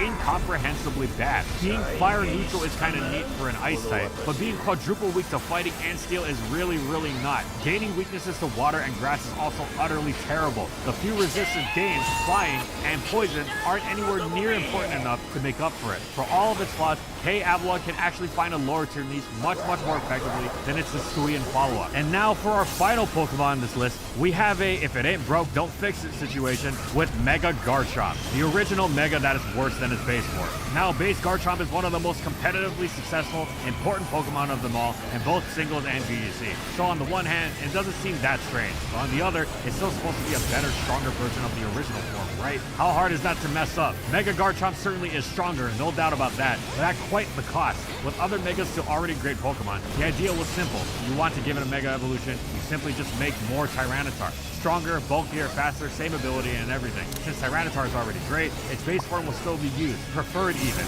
but nobody can really accuse Mega Tyranitar being worse. It has opportunity cost, and sometimes Tyranitar wants some other items, like the irreplaceable choice scarf and things of that nature. But Mega T-Tar is an absolute beast of a Pokemon, and if you are able to fit it on your team, it will do the majority of its base form's tasks but better. This is decidedly not the case with Mega Garchomp, which, forget opportunity cost, most of the time you just straight up don't actually want it. Yes, it's much stronger and much bulkier, and you know, Sand Force is actually an incredibly useful ability, given its long-standing partnership with Tyranitar, so it's not even like that change from the base form's rough skin is some sort of downgrade. However, even more than the dual stats, sword stats, and everything else that's great about it, base Garchomp's defining trait, since it was running circles around Diamond and Pearl, has been its unique, incredibly impactful 102 speed. Mega Chomp, on the other hand, goes down to base 92, a fine speed stat to be sure, especially on something so powerful and bulky, and getting the jump on base 90s is quite good. But when you have an alternate that's still pretty good at dishing out and taking hits, but with a much more impactful speed stat and doesn't take up a Mega slot, it's no competition. Garchomp's base form is far more valuable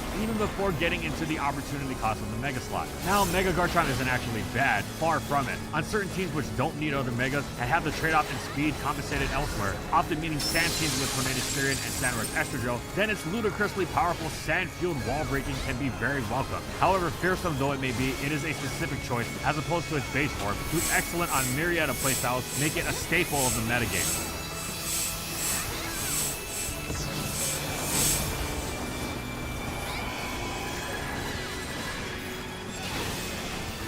Thank you so much to our Platinum patrons. Thank you to Alex Sable, Anthony Belval, Renault, Daniel Izzy, Corman, Don Freak, Eric Dissing, SP Unlover, Funky, Blincherton, Pow, Jack G, King Yabber, Nightfall, Megamon VGC, Mojo Game Slayer, Nurse Jake, One Penguin to Rule, Pretzel SP, Palamute, Plutonian Shores, Schmooter, Seagulls Incorporated, Sojiro Sakura, Pavoon, Gylaria, Soars and Croxon, Shiwei Miji, Stoneface Colin, Tyler, Tiboflu, Wardeen, Zachary Stimson, Thor for their major support of our videos.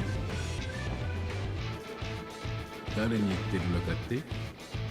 It's remake time once again. Today we're revisiting Gliscor and Gligar, which we originally explored in our video released on February 25th, 2018. But both Flying Scorpions have had such an absolutely righteous competitive history whose great strength and controversy merit in-depth re-examination. There's a lot to get into for both Pokemon, so without further ado, we're asking the question, how great were Gligar and Gliscor actually?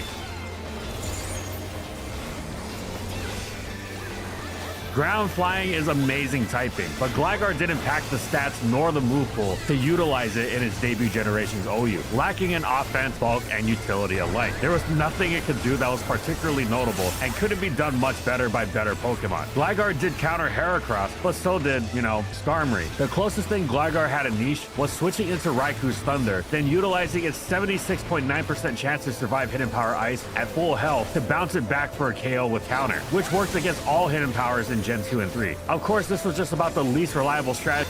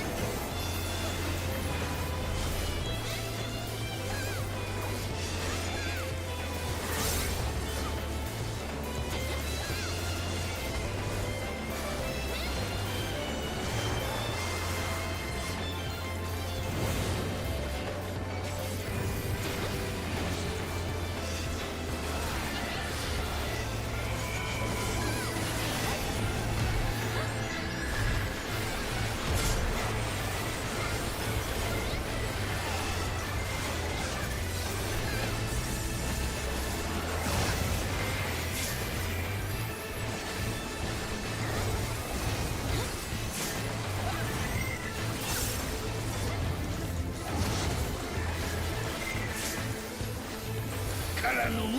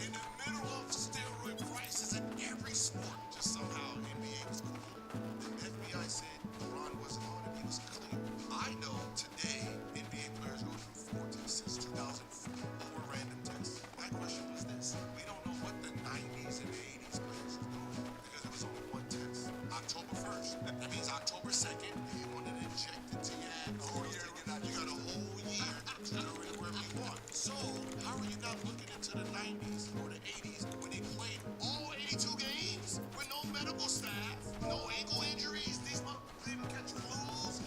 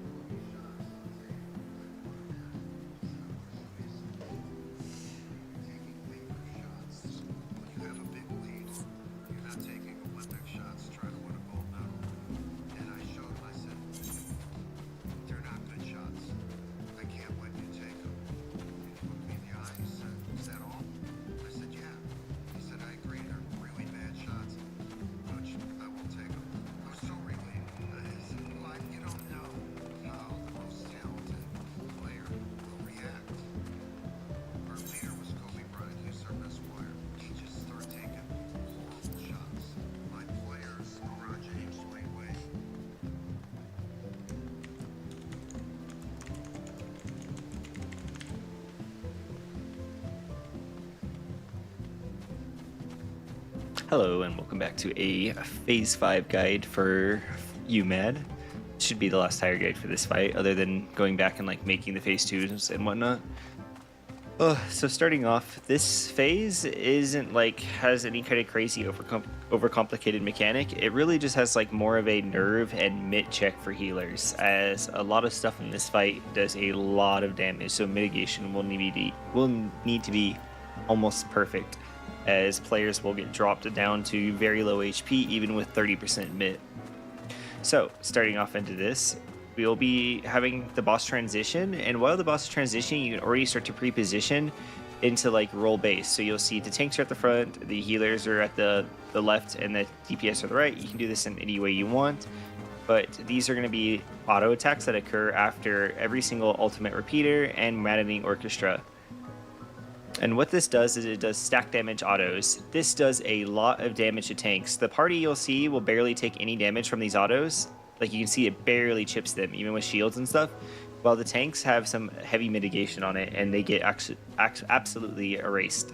So you just need to make sure your mitigation is on point, as that will start to hurt really badly. Immediately after this mechanic, you have Flood, and this is like its form of X's that you only will see one time. There'll be two different type of X's. So with Flood, lines will get shown really quickly, and then you will have to do a dodge. You'll do like a rotational dodge or like a 3-to-1 dodge. Dodging through, I definitely don't want to say you should just dodge from like doing a straight 3-to-1, because if you have really high ping, you might get snapshotted. But if you have low ping, you can try to do a 3-to-1, but I would definitely recommend a rotation. The way to quickly identify this is you will see that this will start covering in one line. It will make like a diamond, and it will leave one cardinal open. So here, you'll see it starts here, and then all the rotations are going to be going clockwise or counterclockwise. So we know our rotation is going to be counterclockwise. So here you'll see the first intersection that it makes with the first two lines is going to be covering up. It's going to be from D to C, and then the next one is going to be from C to B. That's like so we know our final ending point is going to be at C, because that is the first intersection. Now the last two intersection is going to be at A and then D. So we will want to end up here rotating counterclockwise. So then when the first one resolves, we walk over one cardinal, and then we walk again the next cardinal, and we're in our safe spot. You could do like I said earlier, you could do a 3-to-1 where you could just dodge. As soon as you see the second exit go off, you could dodge from A to C instead. You just go A to C. But there's not really a reason to do this, as it could snapshot and kill you. And then damage downs, of course, are 90% damage down, so it's not really super worth it. But once again, what you're trying to look for is like where the first two intersections are going off. The first two intersections is going off is where you're going to end, and the last two intersections going off is where you're going to start. And then you just go with the same rotation that was identified, and here is a counterclockwise pattern, once again. Alright, so immediately after that, we're going to be having Maddening Orchestra, which is going to be some AoEs that are going to target 3 random players that are not tanks, and 2 players that are tanks, like aggro based. First and second aggro. Top aggro will be getting a flare marker. Second and aggro will be getting a stack marker. You can use that information for what we do and how we handle the mechanic on the tank side of things. For the party, what we do is we spread out. We're max melee. Some of the ranges are a little bit further to max melee. But you'll see that once 3 people are hit randomly, the next 3 autos, or I guess not autos, but blue AoEs will be baited to the 3 closest players. So to bait this, you will need to step into the hitbox, like just so that you're the 3 closest players. This can bait to tanks, as this is no longer a like role-based like selection. It is now a proximity selection. So make sure that you step into the hitbox and the tanks are remaining at max melee, so that they don't accidentally bait this and wipe the raid. Now to explain this on the tank end of things, what you're going to see up at the north side of the arena is the tanks are each going to be taking their own explosion, and this explosion is also going to apply a debuff. Like I said, first in aggro will be getting applied a flare, second in aggro will be getting applied a stack marker. Then on the next set of auto, you can technically soak this together. So what we do is we don't want the boss to move. If the boss moves, then you will get screwed on the next mechanic. So the whole goal of this arena, this like phase, is to never let the boss leave the middle of the arena. So what happens now is our off tank vokes the boss so that when the flare has to run away, they don't drag the boss to the wall. So our off tank has now voked the boss, and then they stack up to take this next damage together. So you can see this explosion right here goes off. They take this together. The tank now, at this point, the off tank wants to invuln. The one with the stack marker wants to invuln, because we are not going to share the stack marker as a party, as the way it's supposed to be resolved causes a lot more movement and can be easily cheesed by just invulning the stack marker. So the main tank has ran off to the wall to resolve their defamation. The defamation does not apply a damage down to players that are in it, so the invulning tank can just stay north and not move the boss. And you can see that they are then killed, and you can see all 9 damage pops up, as this is not the way you're supposed to resolve this, and they mitigate through it with their invuln. So right after this is another roll-based auto. Another thing with why we leave the main aggro on the tank is so that they can now use their res invuln to mitigate the next 2 auto attacks, so that you don't have to worry about not having mitts for the autos. So now you'll see our Dark Knight has taken the 2 next tank autos and survived and used their invuln, so that the other tank, the Paladin, will not have to worry about this. So to go through this order of operations really quickly, this is like one of the few mechanics, and it happens twice, is this will select 5 players, 2 being tanks, or first and second in aggro, and 3 random players that are not the tanks.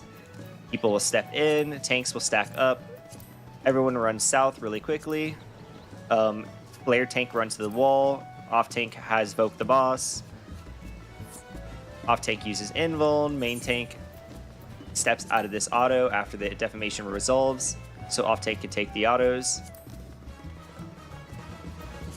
And then you have the 2 autos. And then the off tank will continue to hold the boss, because now this will need to be swapped later. There will be a second maddening orchestra, so that the other tank can invuln the next stack marker. So going into Celestiad, with this mechanic overall is nothing too crazy. It looks like there's a lot going on here, but it is actually not too bad. I will get 2 POVs for this, because my POV has the no debuff, as you can currently see on screen. I have no debuff right now. And with this no debuff, it means my rule is to take the double tower every single time. So what we did is we took the clockwise most, or looking at the double tower, the rightmost tower would be mine every single time. Our tower can sometimes go counterclockwise, it can sometimes go clockwise. There's no like rhyme or reason to it. It will just be every single element once. So me and Momo will have to take the double tower every single time. So to show this, you can see that the thunder is the first double tower. So we take the right double tower, and then we're looking across for the next double tower. Something that is also happening, you can see Kefka is casting. Here's the first double tower. So we take the right double tower, and then we're looking across for the next double tower. Something that is also happening, you can see Kefka is casting. He's going to be casting either a dynamo or a chariot, an in or an out. So if it's wind, you need to be inside your tower, and if it's earth, you need to be outside your tower. This resolves at the same time as the first and third tower. So you just got to be very aware of that when you're resolving your first and third tower. So here, once again, back to being a no debuff, I'm in the double tower on the right side. I am then looking inwards because I'm trying to find the next double tower.